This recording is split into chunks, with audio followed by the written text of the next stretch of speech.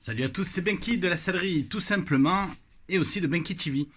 Alors pourquoi les deux aujourd'hui? Tout simplement parce que ce tuto se présente bien, à la fois parce que je veux réparer mon canoë et ça concerne aussi la sellerie, hein, puisque c'est de l'application aussi de cellier garnisseur, les réparations.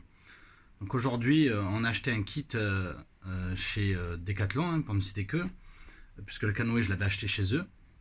Mais sinon, c'est quelque chose qui peut être acheté notamment chez Béranger ou chez Roby ou Côte Martinan. Donc mes fournisseurs en sellerie garnissage, ou à la place d'avoir ce petit tube, vous aurez un gros pot de 500 ml. Je ne réalise pas assez d'ouvrage pour ça. Ces cols coûtent assez cher, c'est des cols à double application. La plupart du temps, je passe plutôt sur de la colle néoprène. Sauf que là, pour cette application précise concernant le PVC, hein, puisqu'en fait on va réparer donc un canoë qui est en PVC, il faut vraiment une colle spéciale. Voilà. Donc c'est une colle que j'ai pu utiliser dans le passé, notamment à la sellerie nautique qui est à Saint-Victoré. D'ailleurs, au passage, j'embrasse Josie et son mari. Voilà, donc maintenant là, je vais vous montrer où j'en suis. Donc après avoir repéré le trou, voilà, on voit bien là, voilà. Donc le trou est ici. Donc après l'avoir repéré, hein, forcément. Donc c'est un trou, non pas que j'ai fait, mais c'est un trou lié à l'usure. C'est une soudure thermosoudée d'usine. Donc on va essayer de zoomer un peu. Voilà, hop, voilà. Donc pour cela, donc j'ai acheté un tube qui se présentait tout simplement avec des rustines en raison de 4 rustines comme celle-là, en PVC, du papier à poncer, une spatule qui est pas mal, je pourrais m'en servir même pour d'autres applications, notamment de la colle néoprène, et puis un tube, enfin il y a 2 tubes dedans, mais bon moi là je vais en avoir un petit peu d'utilité pour la réparation.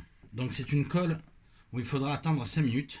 Donc pour cela, en fait on va appliquer d'abord sur la zone à couvrir. Donc sur la zone à couvrir, on va la marquer, on va la marquer d'abord au stylo comme ça.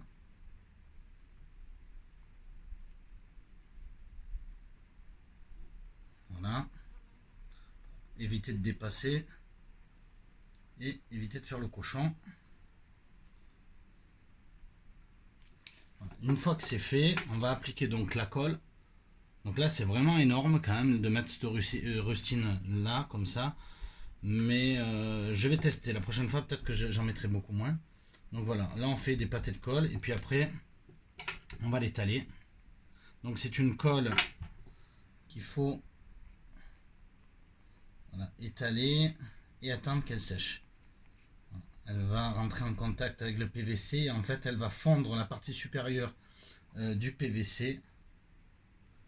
Et après on n'aura plus jamais de problème à cet endroit là, sauf si c'est mal fait.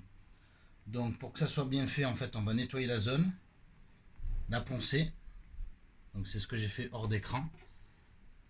Et donc là on en a mis un petit peu. Là je le fais sur la rustine. Alors est-ce qu'on me voit? On me voit peut-être ici. Voilà. Donc là en fait je vais étaler avec la spatule qui est donnée avec, qui est vraiment pratique, sans déborder. On va essayer de ne pas déborder. Donc là j'en ai mis pas mal. Ah bon, après elle sèche, hein, la température extérieure fait que ça sèche quand même assez vite. Voilà. Donc là maintenant c'est fait, on va laisser les 2 parties sécher et puis on va les appliquer, donc au bout de 5 minutes. Voilà.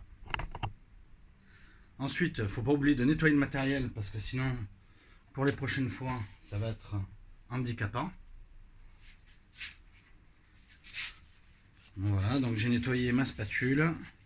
Tout le matériel, il va retourner soit à l'atelier, soit lorsque je réalise mes sorties dans mon bidon étanche. Si vous voulez me suivre, ça se passe sur la sellerie, tout simplement sur le YouTube et le Facebook. Et sur le Facebook et sur le YouTube aussi, sur Benki TV. Voilà, merci à vous tous de me suivre et à bientôt. Salut!